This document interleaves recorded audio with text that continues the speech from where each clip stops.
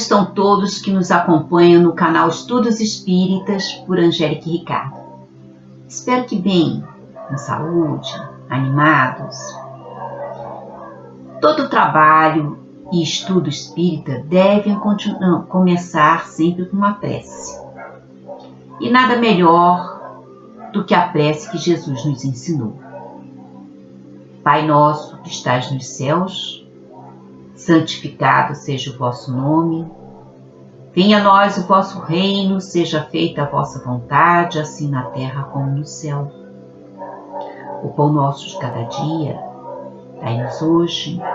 Perdoai as nossas ofensas, assim como perdoarmos aqueles que nos têm ofendido.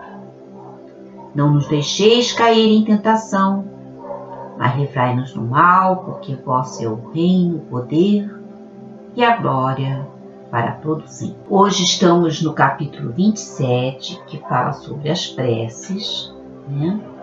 Achamos por bem juntar 3 títulos, que seriam as preces inteligíveis, maneira de orar e alegria da prece. Esse capítulo é muito sugestivo, que tem o título de Pedis e obtereis. A prece é o orvalho divino que destrói o calor exagerado das paixões. Filha da fé, ela nos eleva pelo caminho que conduz a Deus. Mensagem de São Agostinho. Emmanuel, livro A Luz da Oração, no texto A Prece, nos diz: a oração não será um processo de fuga do caminho escuro que nos cabe percorrer, mas constituirá uma abençoada luz no coração, clareando a marcha. Não representará uma porta de escape ao sofrimento regenerativo de que ainda carecemos, mas expressará um bordão de arrimo com o auxílio do qual superaremos a ventania da adversidade no rumo da bonança. Ainda mesmo que te encontres no labirinto quase inextricável das provações inflexíveis, ainda mesmo que a tua jornada se alongue sobre o granizo da discórdia e da incompreensão em plena sombra, cultiva a prece, com a mesma persistência a que te induzas na procura diária da água para a sede e do pão para a fome do corpo. Na dor, sentir-te-á divino consolo. Na perturbação, constituirá a tua bússola. Não ouvides que a permanência na terra é uma simples viagem educativa da nossa alma, no espaço e no tempo, e não te esqueças de que somente pela oração descobriremos cada dia o rumo que nos conduzirá de retorno aos braços amorosos de Deus. No livro Assimilação Evangélica de Miramês, este nos ensina como orar. A oração é, pois, o prefácio dos sentimentos espirituais no exercício dos impulsos da caridade. Deves orar com os pensamentos, educando-os nos ensinamentos do Evangelho de Nosso Senhor Jesus Cristo. Saber orar é engrandecer-se diante da vida, e quem sabe orar tem sempre resposta pelos meios possíveis da própria natureza.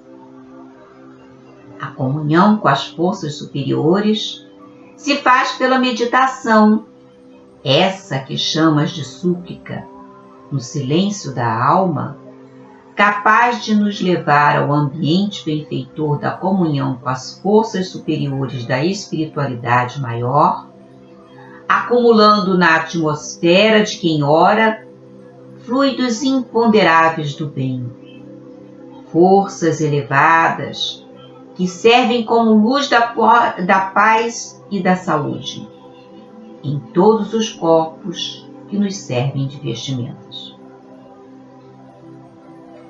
Jesus orava constantemente, buscando em Deus o que escapa ao nosso saber e o nosso raciocínio não explica. Orar deve ser um dever da criatura cristã, qual o alimento para a vida, qual a veste para o espírito. Em tudo que fizeres, em que planejares no mundo, é de bom grado que ores, como Jesus, na suavidade que o silêncio nos mostra, e melhor, no aposento fechado, agradecendo o que recebeste e pedindo o que buscas para as lutas de cada dia. Somos todos filhos da divindade, portanto, não devemos nos esquecer da gratidão. E para tal é nosso dever nos revestir de humildade. Orar é um ato de amor.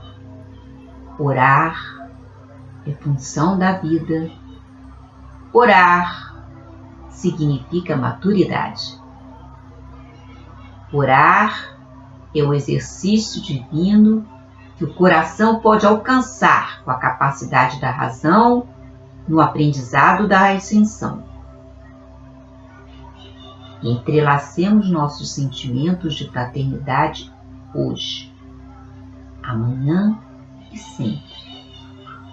Porque na bússola bem sentida, trocamos energias sublimadas uns com os outros, estando Deus e Jesus sempre presentes. Pedis e obtereis, nos dá esperança para orar, com alegria e trabalhar com amor. Por isso Paulo fala na primeira epístola aos Coríntios, capítulo 14, itens 11, 14, 16 e 17, se não entendo o que significam as palavras, serei um bárbaro em relação àquele a quem falo. E aquele que me fala, me será bárbaro. Se oro em uma língua que não entendo, meu coração ora, mas a minha inteligência não colhe frutos. Se louvais Deus apenas com o coração, como é entre aqueles que não entendem, senão sua própria língua, responderá amém. No final de vossa ação de graças, pois não entende o que dizes. Não é que a vossa ação não seja boa, mas os outros não são edificados com ela. A prece só tem valor segundo a ideia associada a ela. Ora, é impossível associar uma ideia ao que não se compreende, pois não é compreendido o que não pode tocar o coração. Para a imensa maioria, as preces em uma língua não entendida não são senão um conjunto de palavras que nada dizem ao coração. Por isso, repetir uma prece como uma fórmula extensa sem senti-la é jogar conversa fora. Não terá nenhum valor, nem para quem ora e nem para a divindade. Daí, encontramos no Evangelho de Marcos, capítulo 9, versículo 24, seja o que for que pedirdes na prece, crede e obtereis, e concedido vos será o que pedirdes. Joana de Ângeles, no livro Jesus e o Evangelho à Luz da Psicologia Profunda, diz que a existência física é todo um processo biológico, de permutas vibratórias que sustentam a maquinária regida pela consciência.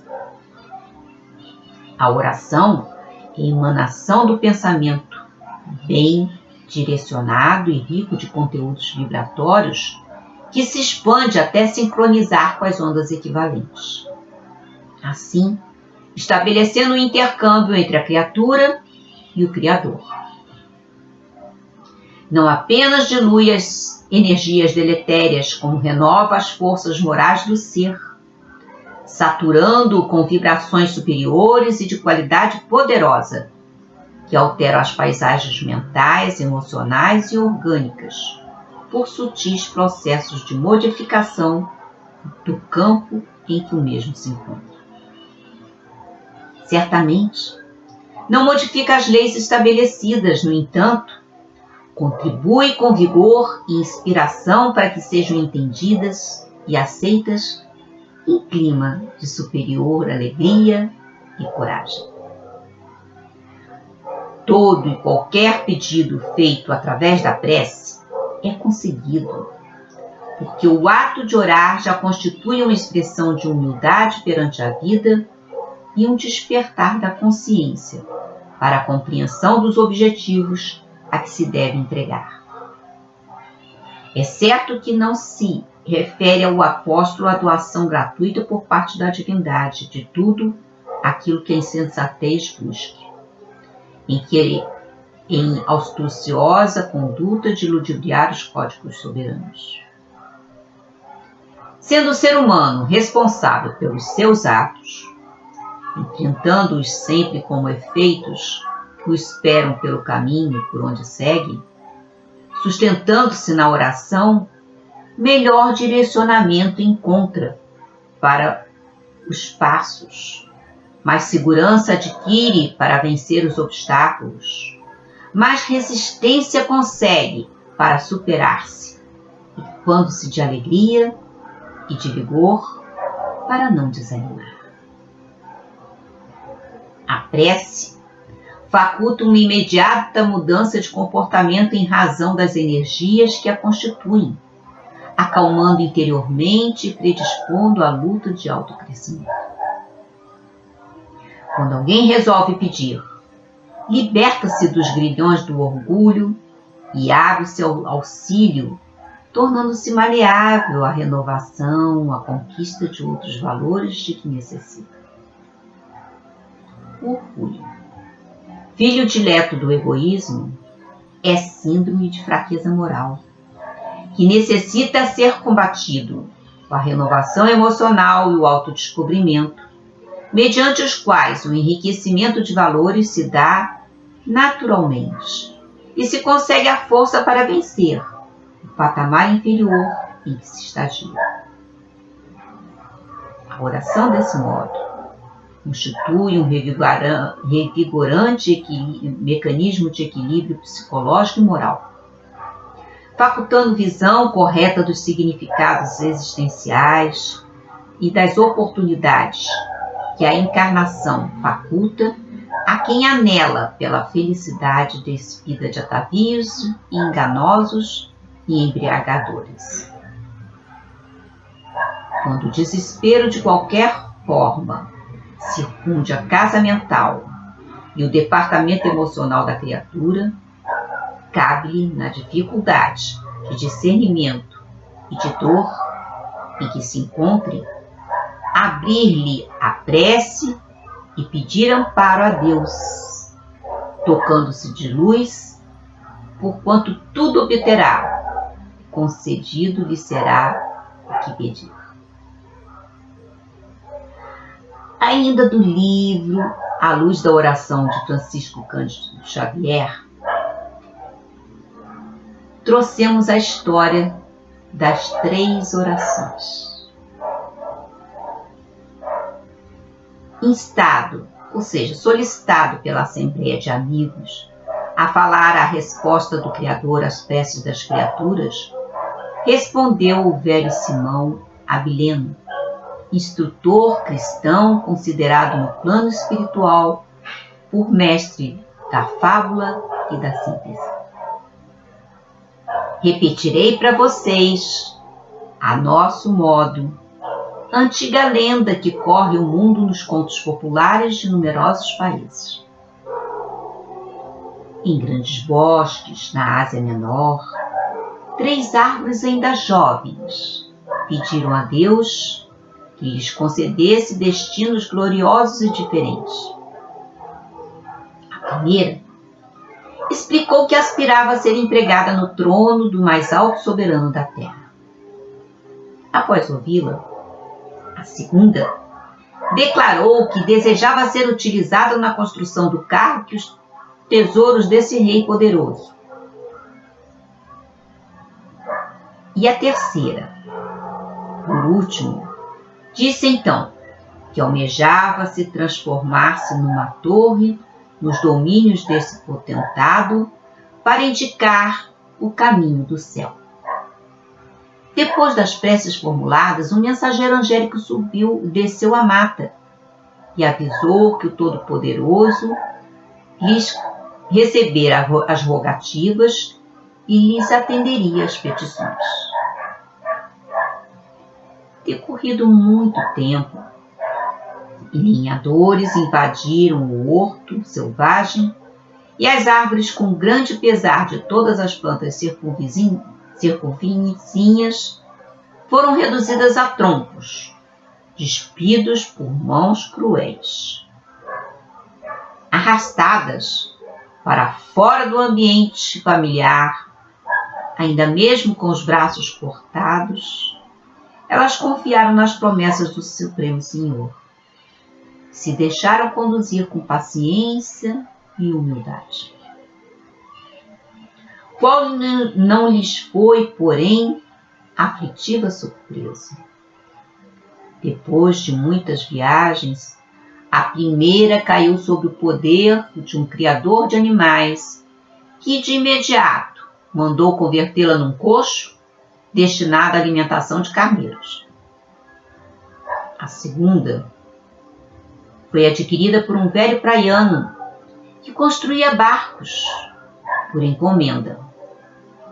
E a terceira foi comprada e recolhida para servir em momento oportuno numa cela de malfeitores. As árvores amigas, conquanto separadas e sofredoras, não deixaram de acreditar na mensagem do Eterno e obedeceram sem queixas às ordens que as leis da vida lhes impunham. No bosque, contudo, as outras plantas tinham perdido a fé na oração, quando transcorridos muitos anos, vieram a saber que as 3 árvores haviam obtido as concessões gloriosas.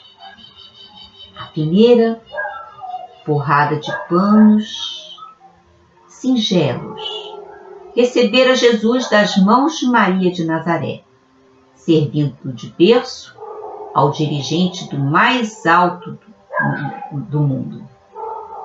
A segunda, trabalhando com pescadores na forma de barca valente, pobre, fora veículo de que Jesus se utilizou para transmitir sobre as águas muitos dos seus mais belos ensinamentos. E a terceira, convertida apressadamente numa cruz, em Jerusalém, seguira com ele para o monte e ali, ereta e valiosa, guardara-lhe o coração torturado, mas repleto de amor no extremo sacrifício, indicando o verdadeiro caminho do reino celestial. Simão silenciou comovido e, depois de longa pausa, terminou a entremostrar os olhos marejados de pranto. Em verdade, meus amigos, todos nós podemos endereçar a Deus, em qualquer parte, em qualquer tempo, as mais variadas preces. No entanto, nós todos precisamos cultivar a paciência e humildade para esperar e compreender as respostas de Deus.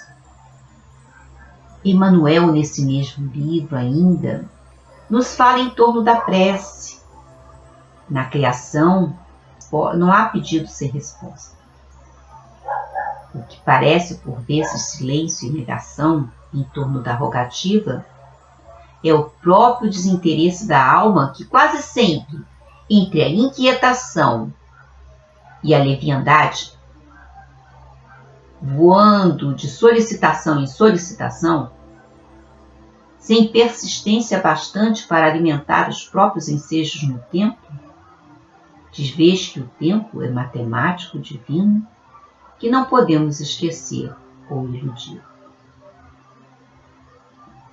Atenta, pois, para o que pedes, porque se o Senhor sabe aquilo que nos convém, raramente conhecemos em verdade aquilo de que necessitamos. Achamos o que buscamos. A reação será invariável, o reverso da ação. Quem deseja, sente. Quem sente, pensa. E quem pensa, realiza. Saibamos, assim, selecionar nossos impulsos, porquanto a eterna bondade estrutura para a nossa existência um programa que mais nos favoreça para a nossa própria edificação. Cumpramos o nosso dever puro e simples, onde estivermos, seja no reduto doméstico ou no campo social, à frente de nossos familiares ou de nossos desafetos, oferecendo-lhes todo o bem ao nosso alcance, e a obrigação corretamente atendida será o degrau de nossa ascensão aos planos mais altos.